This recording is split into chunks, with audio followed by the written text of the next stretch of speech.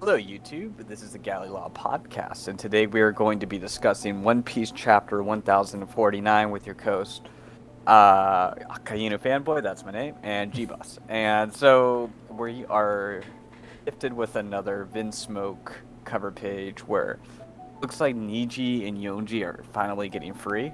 Um, so my initial thoughts is either Pudding did something, or this is kind of a more off-the-cuff theory, is that something has happened to Montour. At Wano, basically. That he just got messed up, and as a result, his Devil Fruit's deactivating. Because we've never seen him KO'd. Yeah. I mean, yeah, the Big Mom Pirates are still a big, even more so than Denjiro. They haven't showed up since Marco knocked him off. But I think that it's... So the book's being set on fire to release them. So, I mean, anyone can set fire to something. So it doesn't narrow it down, the suspects. Yeah, it's just kind of spontaneously combusting, but we did kind of see the slime look a little sneaky and smiley when he was on Putty's shoulder and everything. So, and I guess with Mondor being knocked out, I guess you could say the world government did it and they came across them. And I know there was a funny theory that the SSG is going to show up at Wano and just off-screen the Big Mom Pirates, the hypo, you know, which I just want that for the lulz. But it would be kind of interesting. To see that happening, but it doesn't seem like Reiju and Ichiji did it because this seemed to just been a spontaneous combustion type of thing. Like they were shocked it happened, you know.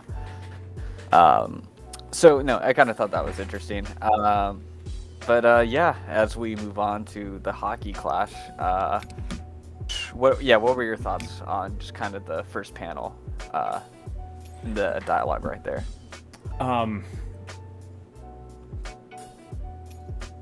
So, what are you talking about? Like, you'll never be able to change the world?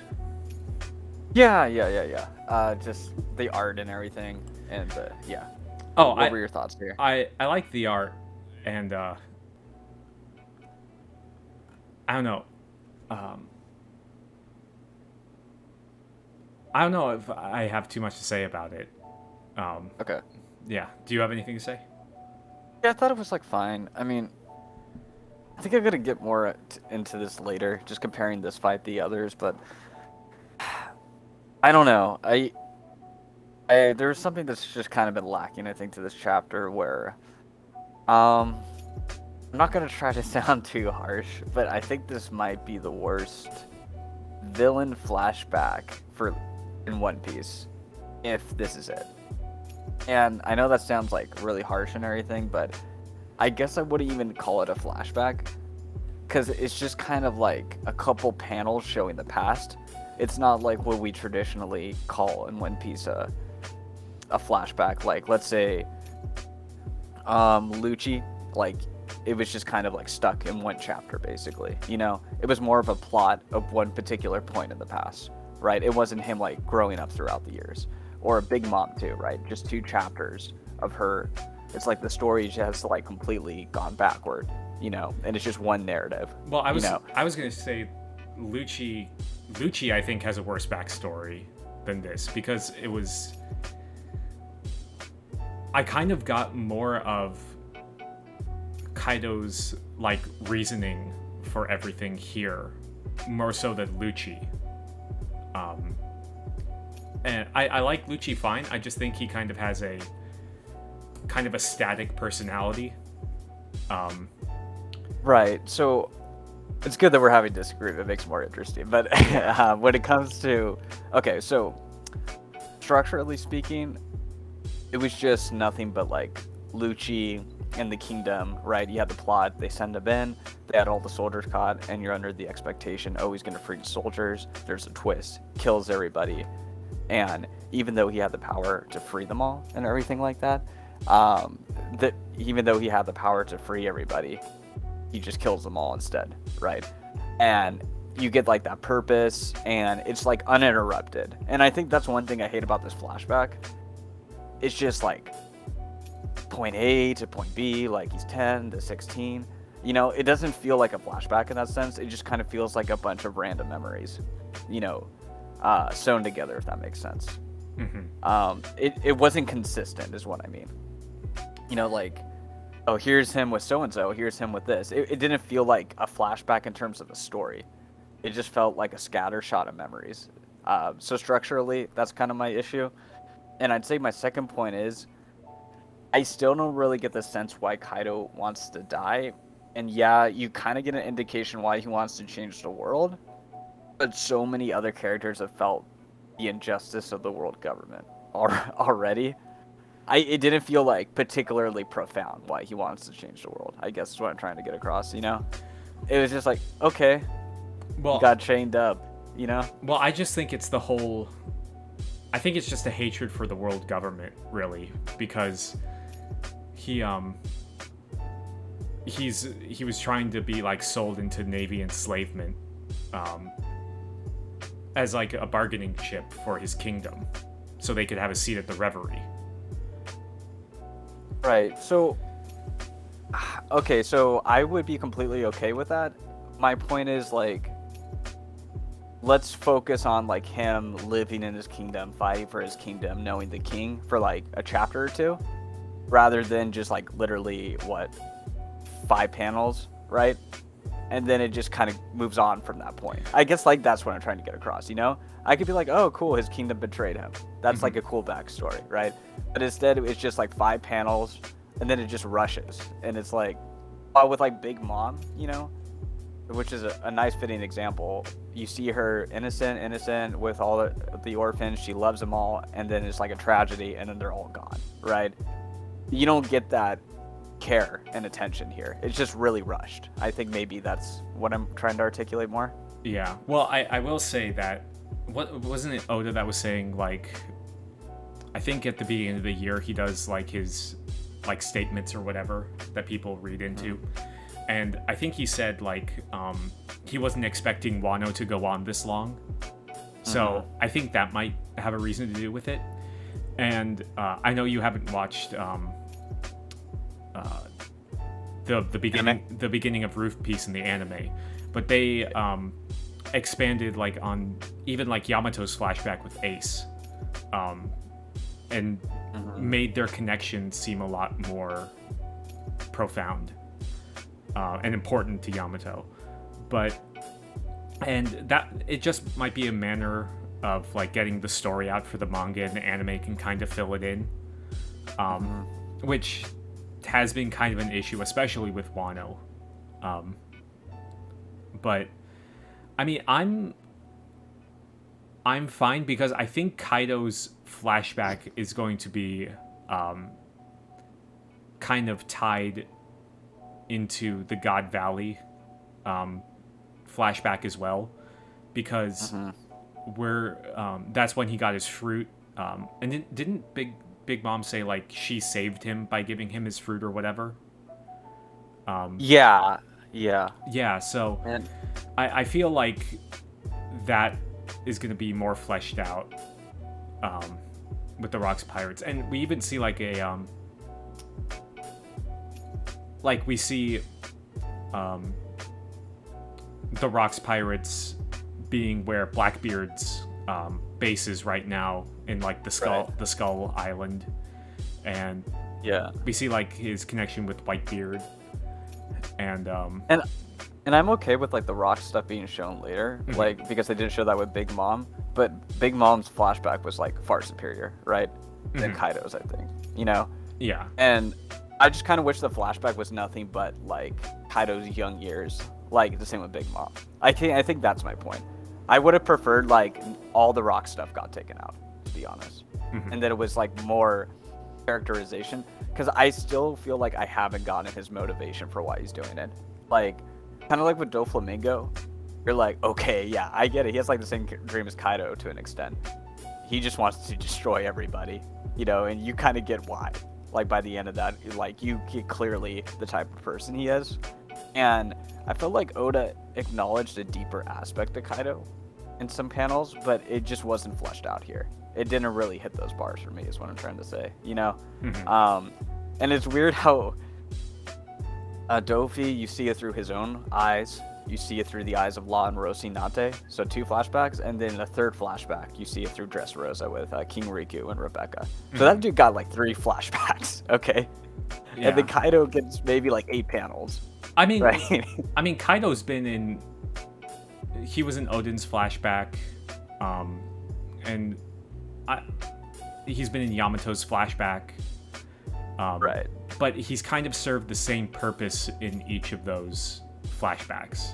We don't really get the different points of view, like you were saying, especially from like Doflamingo.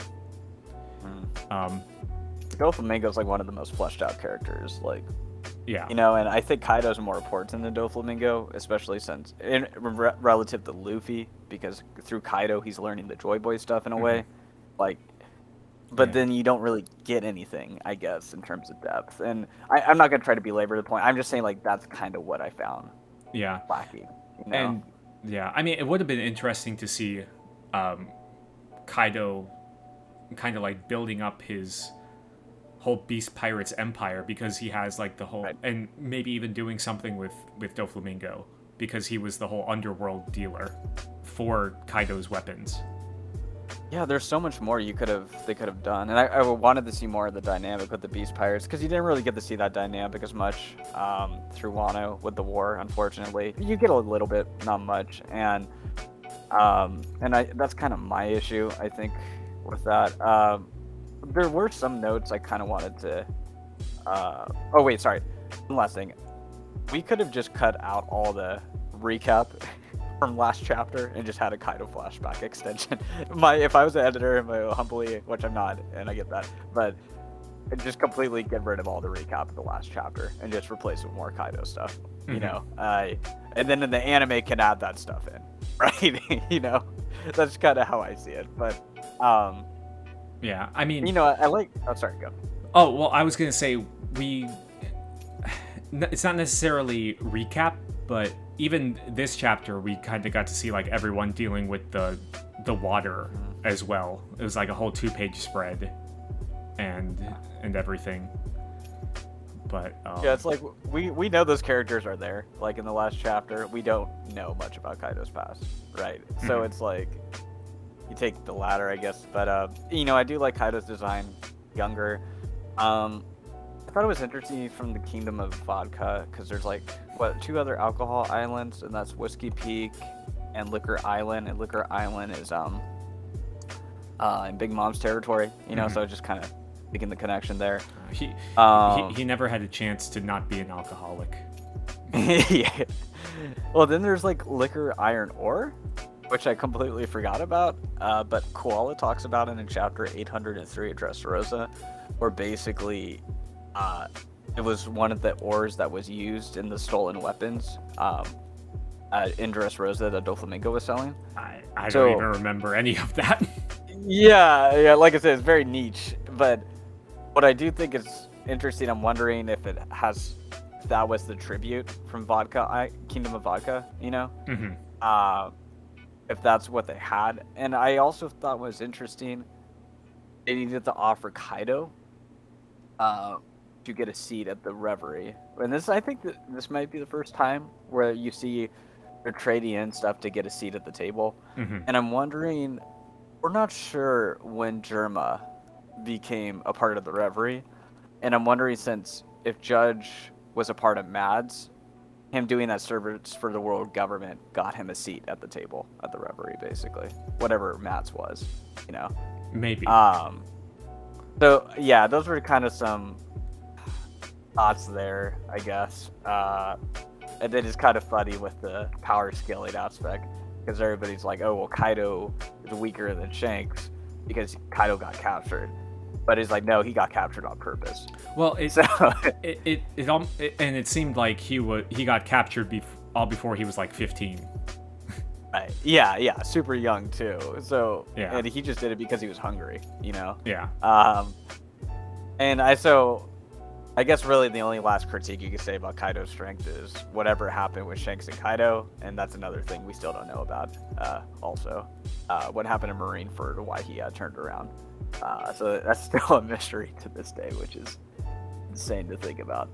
But yeah, so then we're at the Pirate Skull Island, and you see a little bit of rocks and everything, and God Valley. Yeah, we don't really get any much in terms of new information though, for the most part. This is kind of stuff we've seen. I don't remember.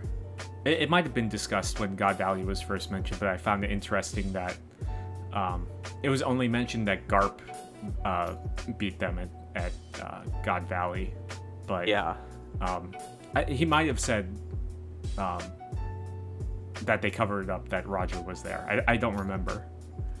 Right. But this is definitely that they're covering it up. Mm-hmm. Yeah, though they did cover it up, which I do find interesting. And yeah, we see it more of the reestablishing with King and Odin and Joy Boy, which I like. It's good to see that. I wish we got more of it, to be honest, the fleshing out the interaction stuff. And now, I guess there's been some rumblings that Kaido might get back up. I know I'm jumping a little bit, but I think it's actually important to jump to this part because I'm skeptical, because we've said that 100 times over, like the Flying Six, the Calamities, right? They're gonna get back up because this seems too short or whatever.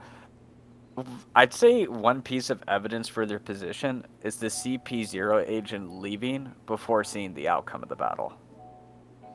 Mm-hmm. That's one indicator where I'm like, huh.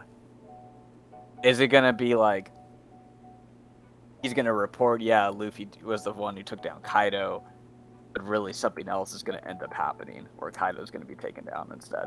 I mean, to be fair, you can see the outcome of Kaido versus Luffy from like all of Wano, probably, because they're up in the sky like that.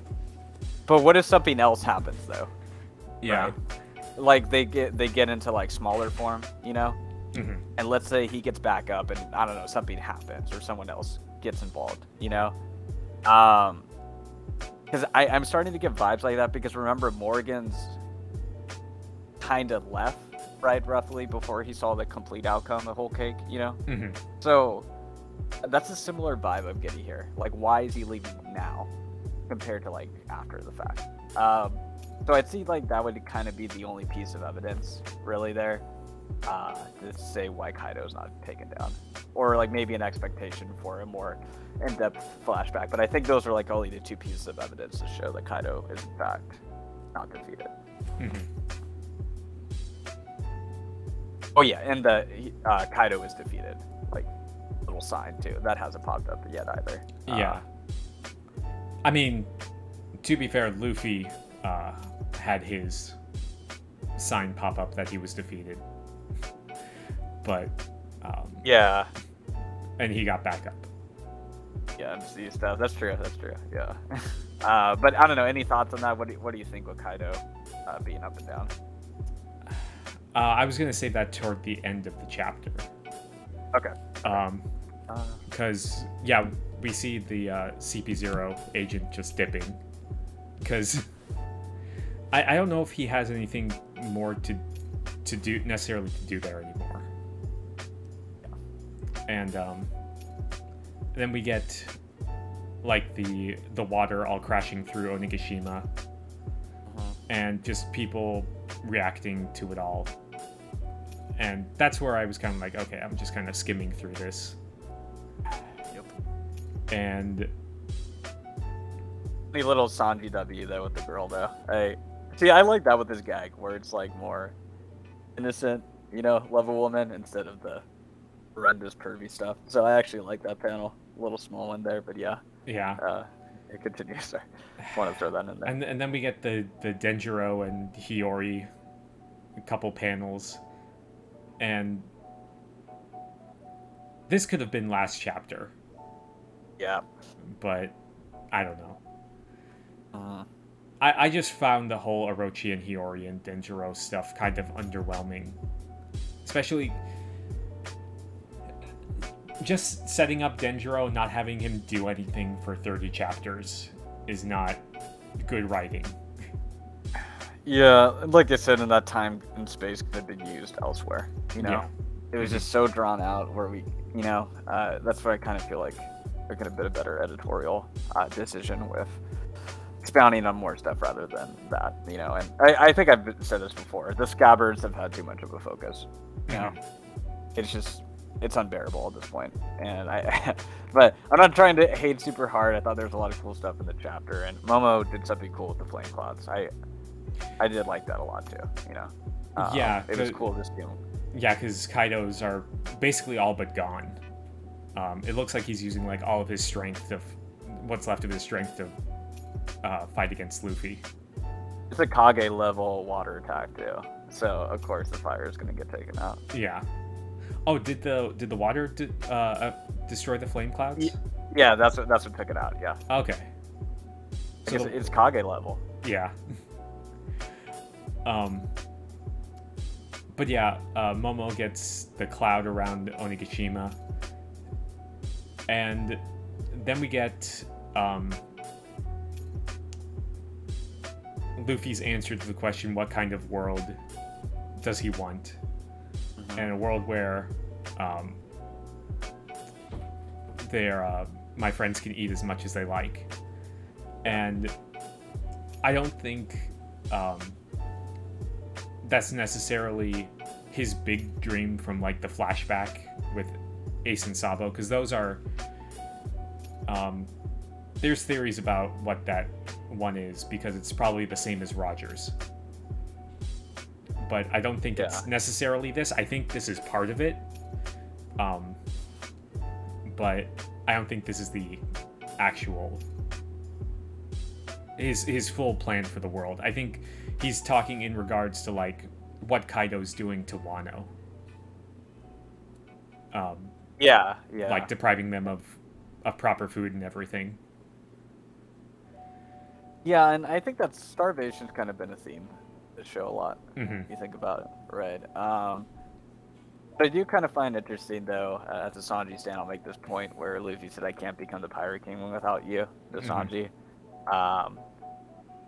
And, like, remember, to show his loyalty and his love for Sanji, he said he wouldn't eat anything until he made him something. Yeah. So it is interesting, like, his ideal world is closely linked to Sanji's skill profession, too. Mm-hmm. They're kind of very intertwined. And I know this is getting deep in the weeds, but, like, if Sanji does have, through his lineage and Lunarian potentially, and the connection to Joy Boy, and in a way that would kind of be like another layer to it too, potentially. You have the current Joy Boy and a Lunarian, and their ideals of the world are very intertwined too. Like a world where everybody can eat as much as they want to. You know, so kind of an interesting little thematic connection there, I guess. But yeah, and then well, and then we get the Luffy's punch overpowers Kaido. He gets sent through the earth. And this is where I was going to say that I kind of agree with you that I think Luffy's going to be done after this attack. Because at the end we see both Luffy and Momo exhausted and Onigashima on the ground safely. So yeah. That's all taken care of. But I don't know. I can see Kaido getting up from this, but maybe have like a Katakuri moment.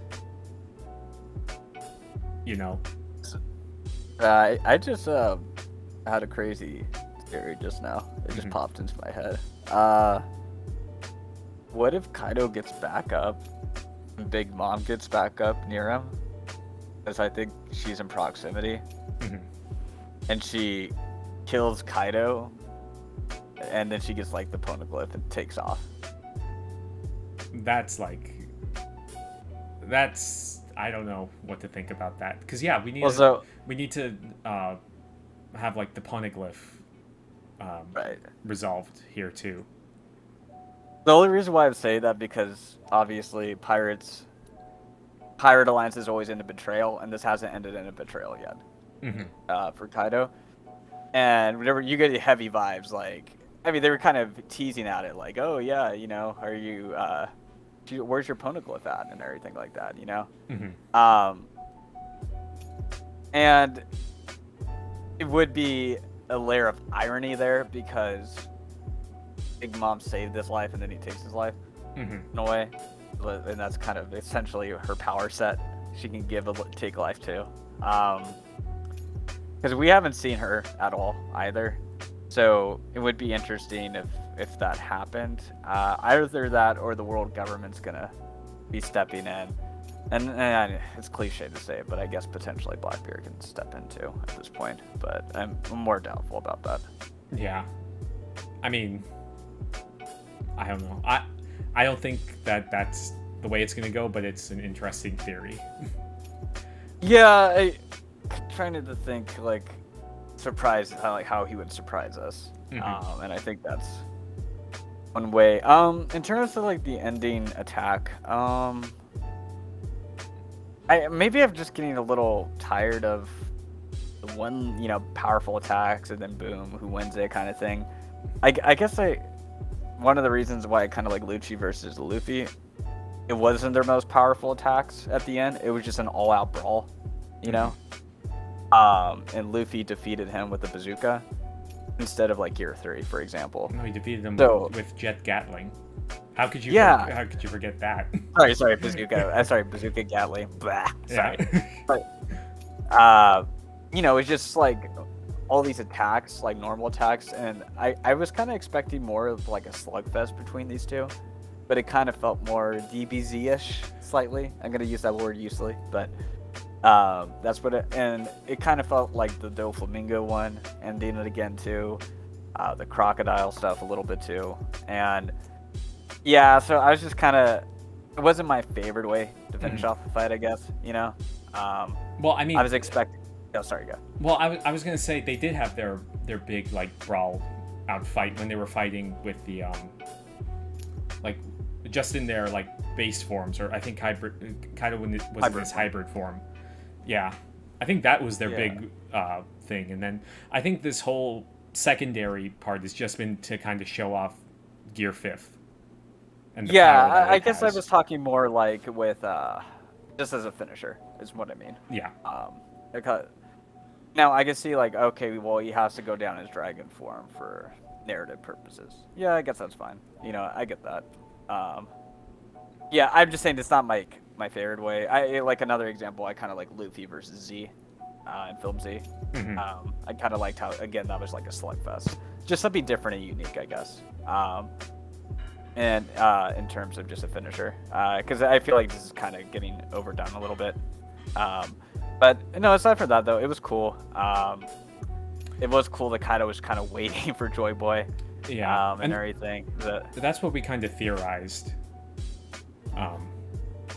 Like, quote unquote, Joy Boy candidates in that sense that, like maybe Kaido couldn't beat Joy Boy because he couldn't even beat himself. He couldn't kill himself, so he knew he couldn't beat Joy Boy.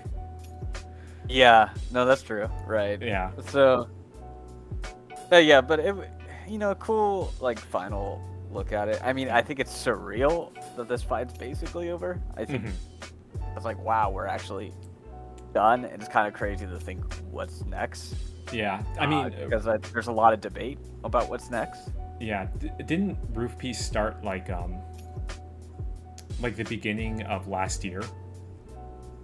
Yeah, I think so. Yeah, it's been crazy, but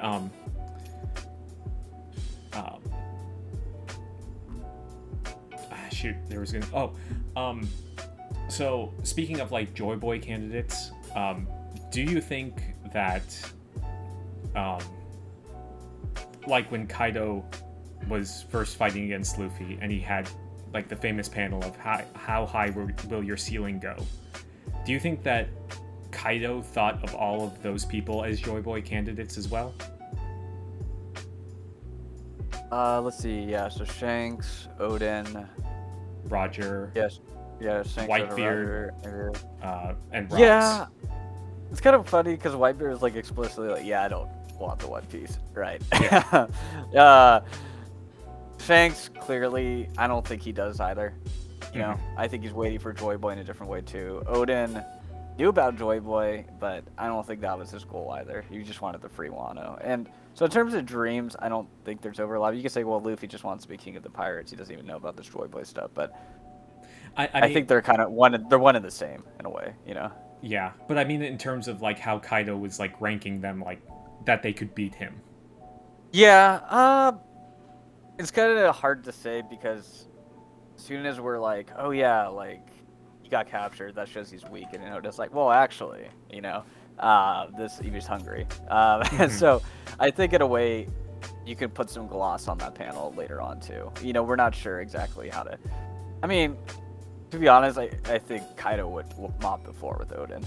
You know, like in this level of his life. You know. Right. I don't think it would even be a competition. Maybe it's like more willpower, you know, I think.